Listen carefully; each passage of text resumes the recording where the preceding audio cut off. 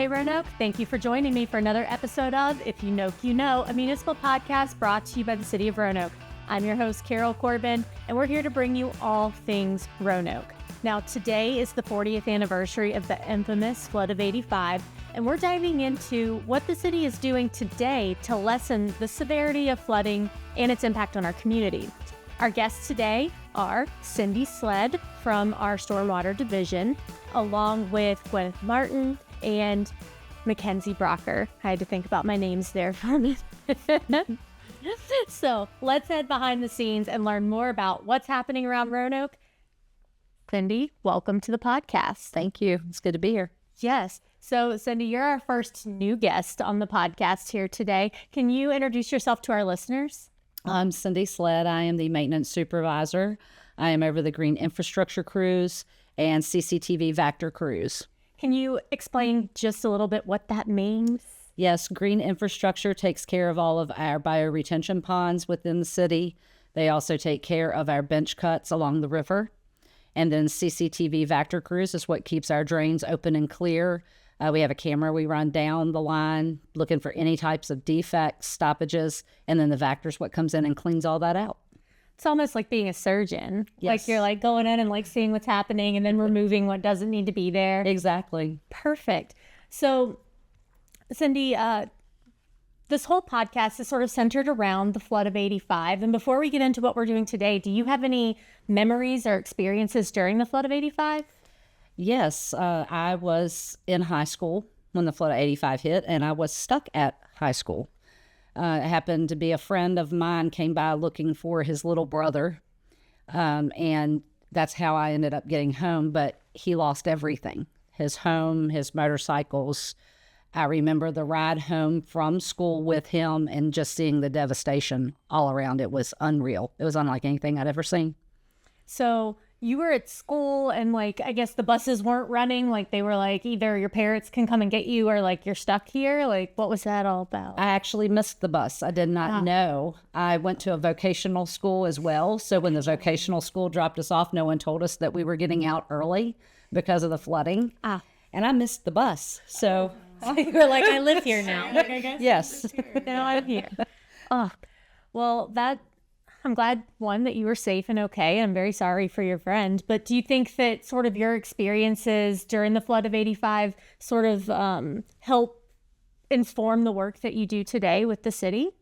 Absolutely. Because the things that I seen on that day definitely contributes to what we're doing now for the citizens in the valley as a whole.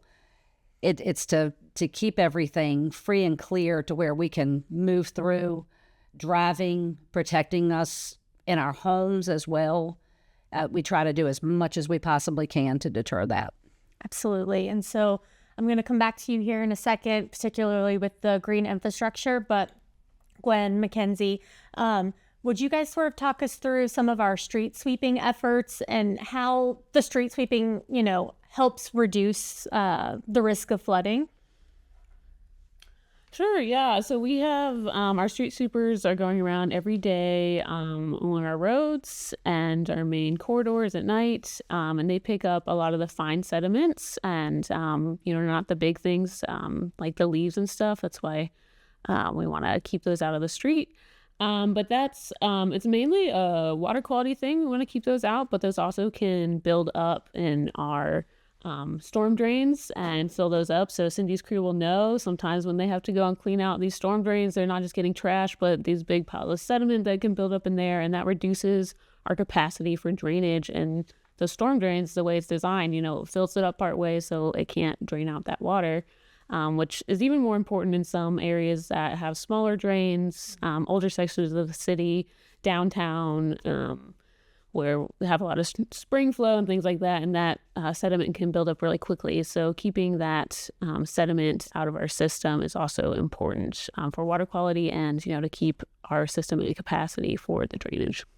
Well, and Gwen, McKenzie just mentioned, the street sweeping is getting the sediment, but it's not picking up big things like leaves. What are some of the things that our residents can do? It is fall, the leaves are starting to drop. What are some things that we can do to take care of the leaves on our own property so that they don't get into the stormwater system? Yeah, that's a really great question. And, like McKenzie said, street sweeping is kind of our first line of defense for getting those fines and small sediment and out of the street. And, they pair up with dump trucks and different things to get like massive, branches and things like that out of the street. But when it comes to you and your own yard and, leaves that are falling in your own yard, there are, quite a few different things you can do. You can mulch mow, which is just literally mowing over the fallen leaves and allowing the small bits to just kind of stay and fertilize your lawn naturally.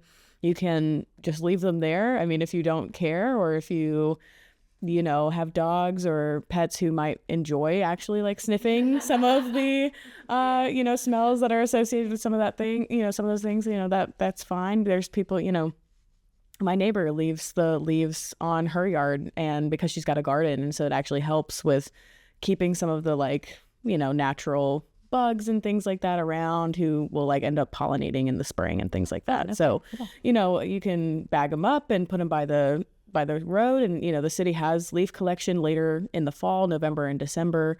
Or if you have a backyard, you push them off into a garden bed, you can compost them. There's a million things you can do besides just tossing them in the landfill. So we just want to make sure that we are doing something with them that keeps them out of the landfill and kind of contributes back to that natural process.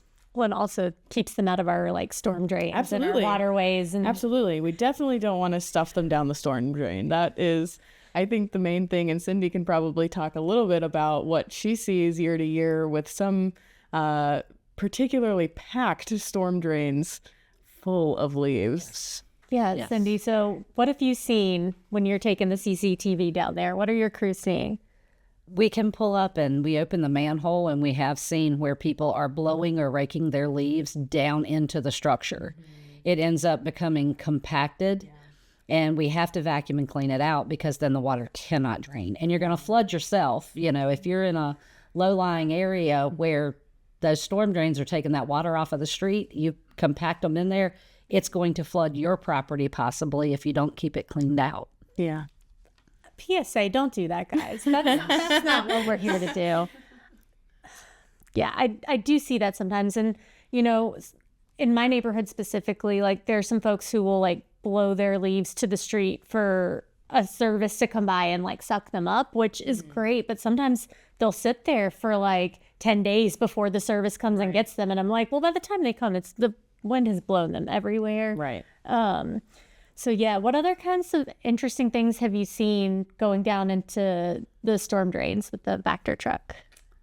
Let's see. Well, there can be we've seen all kinds of animals. Yeah. We've had cats, raccoons, not when we're jetting, of course. We're just running the camera through. There's been snakes. Yeah, it's all kinds of interesting things down there. Basically anything. It is. Anything that's in the street that gets washed down to the storm drains can get really compacted. Yes. Trash. That's another thing. A lot of places people will like to throw their trash down into the storm drain, and that's a big no-no. And where do those storm drains put out? So they're obviously moving water away from certain areas, but where does the water eventually come out? Does it come out into the river? Yes, it'll come out into the tributaries and into the river. So essentially whatever's in there, if it's not jam-packed, it's just going to move out into the river and our tributaries, and we don't want that either. Gotcha. That's why we only say only rain down the drain, because that's the only thing that really should be going into the river and the streams, and everything else is, just like Cyndi was saying, it's anything that's on the street, tons of things can get compacted in there, and it's not a trash can, it's a storm drain. So absolutely. Well, and I'm even thinking more along the lines of some natural occurrences too. Sometimes when we've got a lot of rain, I know that the Wiley Drive Bridge, we have to close it down because just so many, sticks and leaves and limbs are just, collected there. Yeah.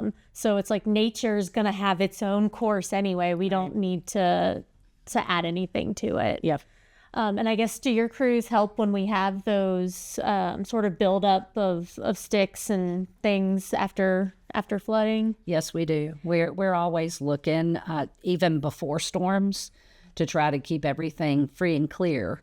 so that it's going to drain properly. But then after the fact, we also go out. The green infrastructure crew is always going out, and we have several locations that have grates, storm grates, actual big structures, and they pile up fairly quick. So they always clean those out, make sure they're free flowing. Same thing with the Vector trucks. We go out. Sometimes we do have, citizens that will contact us to say, hey, I think this drain is stopped up. Our guys go out. They take a look at it to see how severe it is, and then work from there on getting it cleaned out.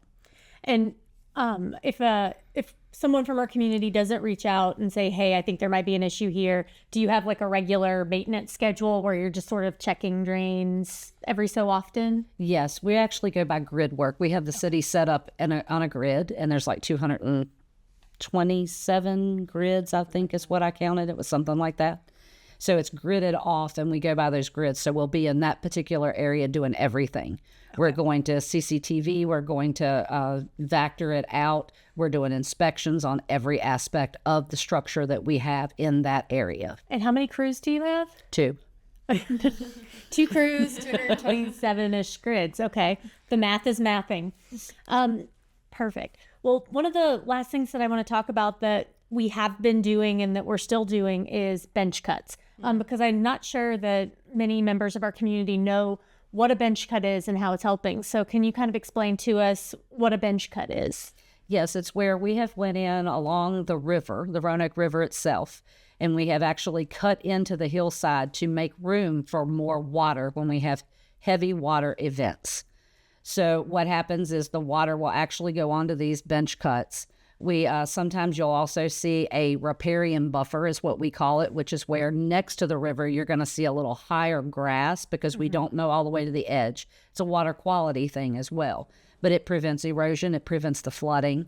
So when you're walking along the greenway, you'll see these big, massive areas that are actually cut out that go down to the river. That's what they're designed to do. It's designed to hold more water rather than it coming up into our streets, up into property. And where along the river can you say that we would see these bench cuts right now? Like, where are some areas if somebody was walking along the greenway or, driving with the river, to the side, like where would we see them? So our bench cuts start at Aerial Way Drive. Okay. Right at the Salem-Roanoke City line along the greenway. They go all the way down through at Black Dog Salvage, along Wasena. Let's see, Vic Thomas Park that's up right there at Black Dog Salvage, and then Wasena. Then it goes all the way to the sewer treatment plant on Bennington. Wow, okay. Yes. So practically the whole length of the Roanoke River within city limits. Within the city. Yes. We have done bench cuts. Yep. Do you know how many bench cuts there are? I believe there's 37 altogether. Okay. And I guess is there room for more? Or is it one of those things now we're just maintaining the cuts that we have and what that looks like? For right now, we are maintaining the cuts that we have. A lot along the river is private property up to a point. So it's probably something they may look at in areas if we get any more heavier rains to try to take it. Yes, they might try to look at some other areas to try to put something in like that. Gotcha. Yeah, that's really cool. And when you mentioned the riparian buffer, all I can think of is my dog, because I know a lot of people are like, oh, why don't you mow, la, la, la. My dog loves the stream buffers there by the river and by the tributaries. I'm like, you look like a little dinosaur, trying to eat at the stream buffer. So that's just in my head every time I think about it. But for you, as we sort of wrap up the work that you're doing and trying to mitigate flood risks and lessen the impact of flooding, what's the number one thing that you kind of think, based on the work that you do, that's helping to reduce flood risk?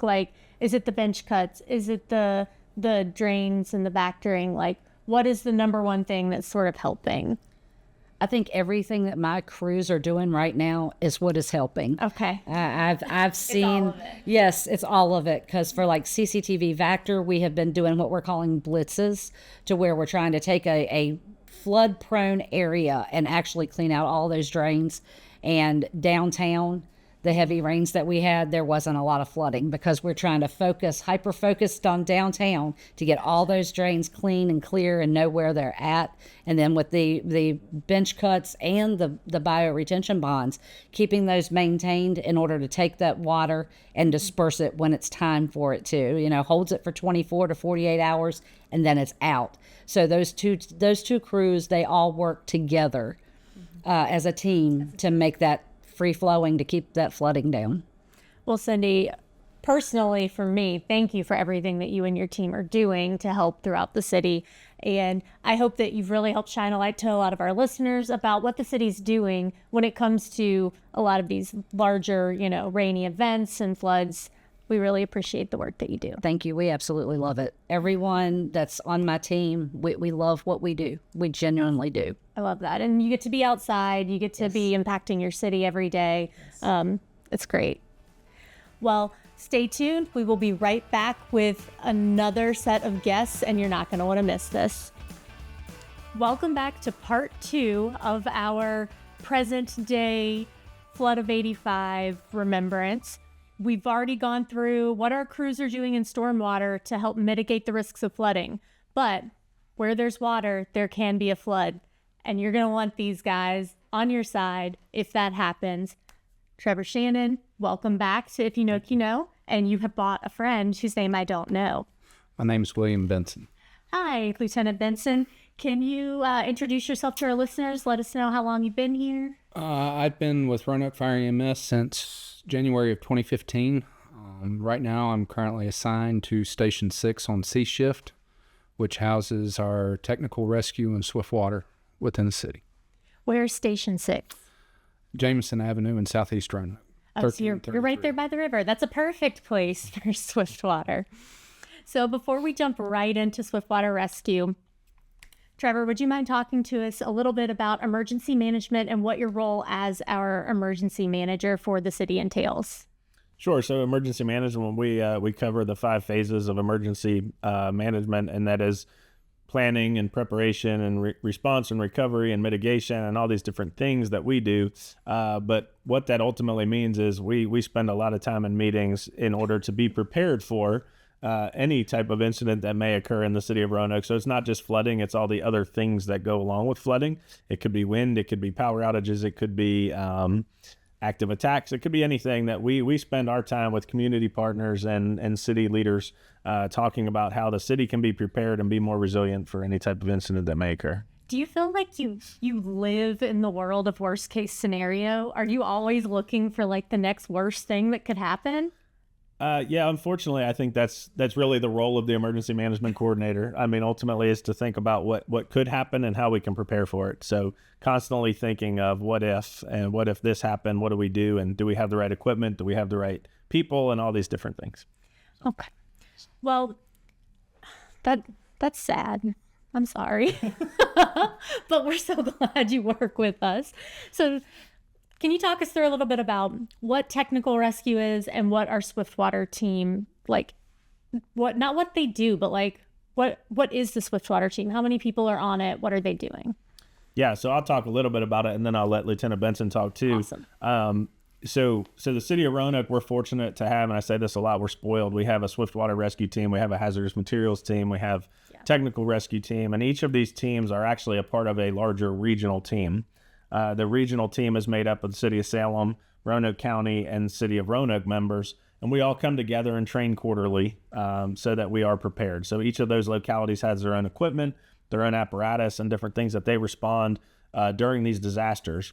That being said, we're also part of a larger organization, which is the Virginia Department of Emergency Management, and so we're a deployable resource that can go throughout the Commonwealth of Virginia and even across state lines under the Emergency Management Assistance Compact, which is through the federal government. So our team has been to Texas, we've been to Florida, Louisiana, and then oftentimes we end up kind of in Richmond or along the coast of Virginia to kind of help our neighboring communities. So if a disaster is not going to impact us locally, then we'll usually deploy and help other localities. That's amazing. Yeah. So like I said, it's a bigger regional program. We have a lot of good team members for the city of Roanoke. We keep about 36 members on our Swiftwater team. Okay. About 48 on our technical rescue team and about 36 on our hazardous materials team. So a lot of training goes into that, a lot of training hours, and really just kind of maintaining all of our equipment. It's a lot. And so, Lieutenant, how long have you been a part of Swiftwater? I've been a part of Swiftwater now for the last 5 years, I believe. Okay, and how many times have you been deployed locally versus, and estimate, I'm sure you don't have this number off the top of your head, versus like how many times have you had to go outside of Roanoke? I've been outside of Roanoke, I think, twice. Okay. But I've done a lot of stuff locally. A lot of our members, they've got a lot of tenure on our team. So they've been to Texas, they've been across state lines. It's something that a lot of the folks regularly do. Mm-hmm. But locally, quite frequently, but outside of the area, just a couple times. And what got you interested in Swiftwater? Did somebody come and say, you are now Swiftwater? Or were you like, no, I'm going to go for this? No. I started taking technical rescue classes and really enjoyed the technical rescue side of everything, and had the opportunity to take surface water, then Swiftwater, and fell in love with it. So I wanted to stay with it, get on the team, stay with the team, and continuing education with it. What's sort of the difference between a technical rescue and like Swiftwater? Like what are the water element? Just the water added into it. I mean, you've got a small element of technical rescue tied into Swiftwater, just ropes. But with Swiftwater team, it's folks with PFDs. It's water related. And I'll talk to that too a little bit if that's okay. Yeah. So the way the state is looking at water responses now is there really is a larger component to technical rescue, and that is the wide area search piece, and that is the structural collapse piece, and understanding that when our teams go downrange to go on a deployment or even locally, you really need a combination of folks that are trained in both technical rescue and water rescue, because every time you go to a deployment, we'll use Southwest Virginia, for example, those guys weren't just in floodwaters the entire time they were there, right? So the water recedes, and now you have this wide area search, and you're going into homes that are damaged really significantly and may have some collapse potential. So the state is looking at it differently. So how do we deploy these teams that are both Swiftwater and technical rescue? Which the nice thing about the Roanoke Valley is most of our members, just like he's saying, he's cross-trained, right? So he has both of these trainings. Yeah. So a lot of times when we go on a deployment, I can send hazmat technicians with technical rescue and Swiftwater rescue and know that I have all of those components covered, where some jurisdictions are really solely focused on one thing, right? So we may need to combine teams in those cases. And so it's really nice in the region to know that we're sending a fully trained complement of people that can handle kind of all the different.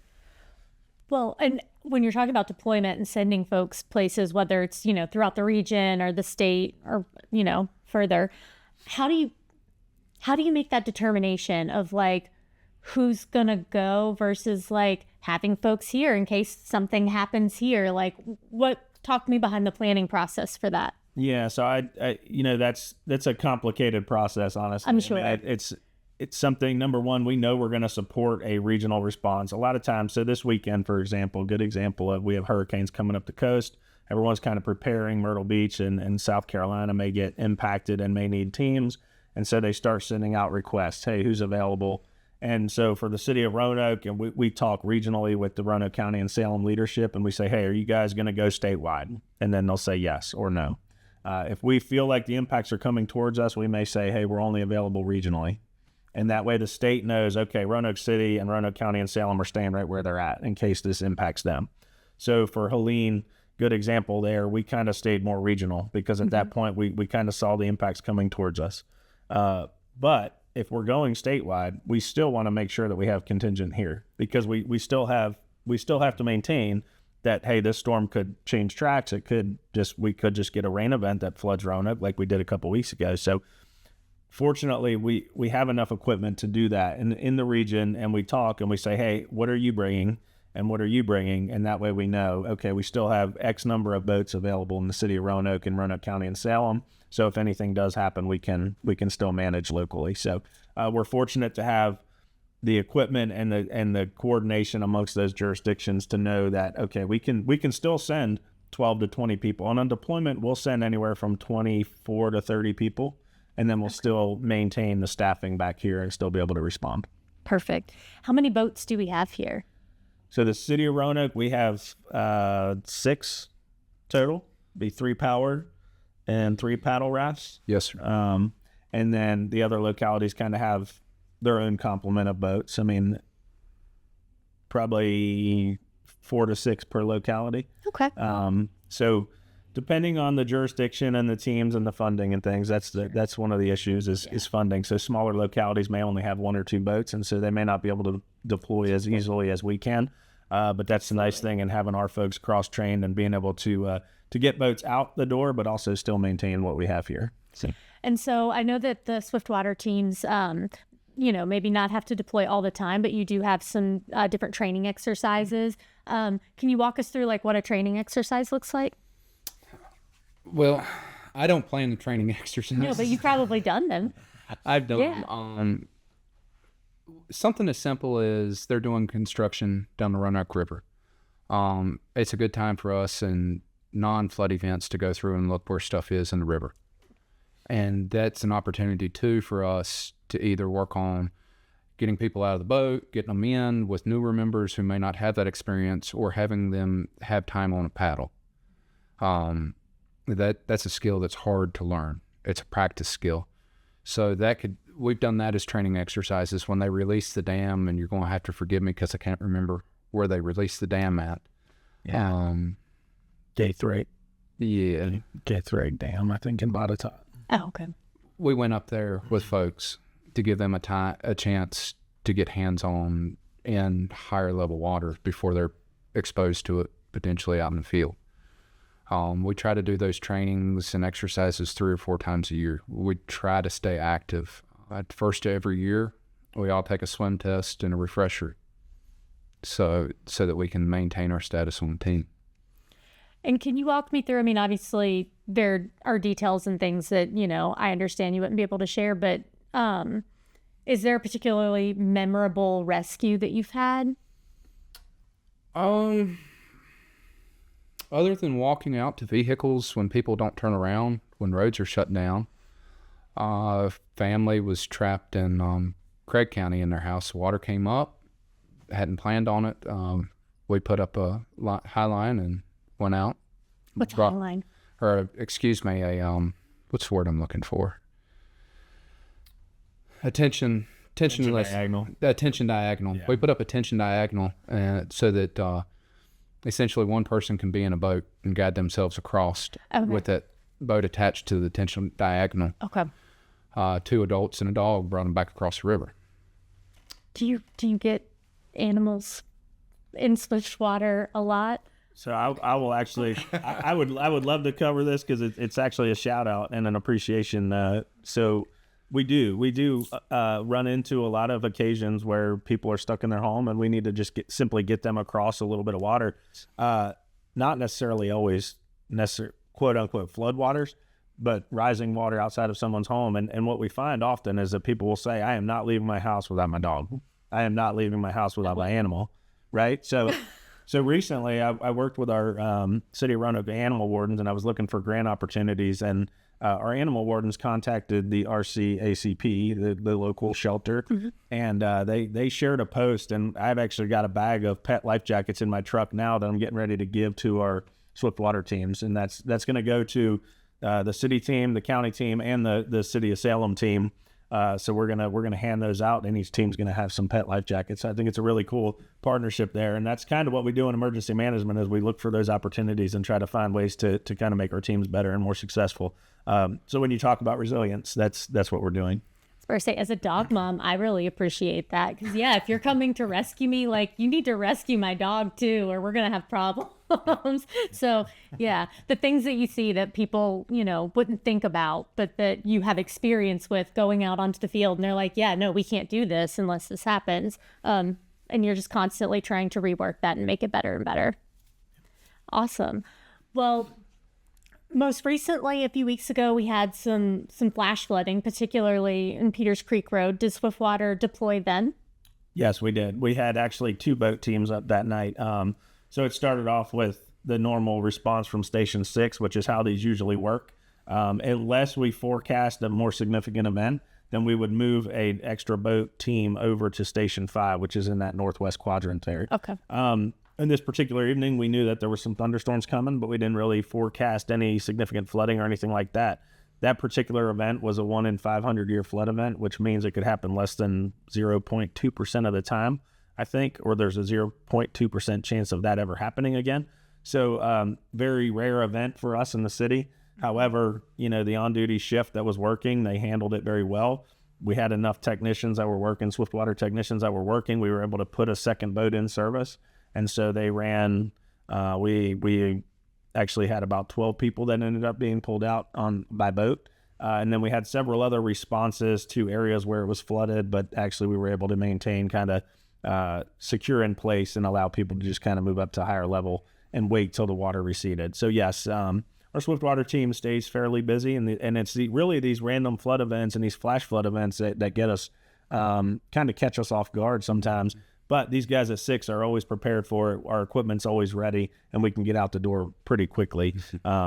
So it's the flash flooding that concerns us. The Roanoke River flooding is usually more forecast, and you're kind of watching, and you can kind of watch water levels. The creeks, streams, and tributaries, you heard from our stormwater management folks, they do a fantastic job of gauge networks and really managing and kind of seeing what's out there. So it's a strong partnership between those 2 departments, and we work really closely with them during flood events. Absolutely. So to sort of wrap all of this up, Lieutenant, can you let us know what's the number one thing if you're going out on a swiftwater rescue, whether it's a lot of flood water or even just a little bit, but there's a turnaround, don't drown situation? What's the number one thing that, say, you were coming to rescue me, that I can do to make your job easier? How can we help you? For me, if you'll just stay calm, stay where you're at instead of doing a whole lot of moving around. With a vehicle in the water, depending on how that water's pushing the vehicle, just paying attention to what we're explaining when we get to you, how we need to get you to get out of your vehicle. Gotcha. And just staying calm so that we can do what we need to do. Okay. Don't do too much. Got it. And then Chief Shannon, what's the number one thing we can do to be prepared?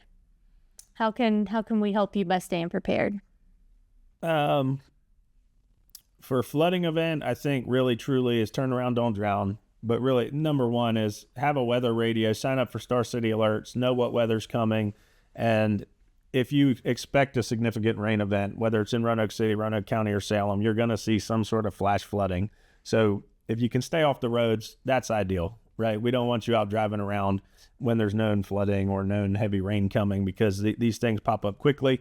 Unfortunately, like you mentioned with Peters Creek Road, that was an instance where there were people trapped in the water, and it wasn't because they drove through it. It was because they were coming down Peters Creek Road and the water rose that quickly. So, you just never know. And so really, Star City alerts, number one, and then number two, stay off the roads if you don't need to be out. I appreciate it. That's your PSA and your homework now, is to go out and sign up for Star City alerts. Thank you both for being here. I really appreciate you walking us through Swiftwater Rescue, technical rescue, and everything that your teams are doing to help keep us prepared during floods. Thank you all so much for listening. This is another great episode, and stay tuned next week for our future episode as we talk you through flood resiliency in the valley and what Roanoke is doing to help mitigate even more of our flood risk.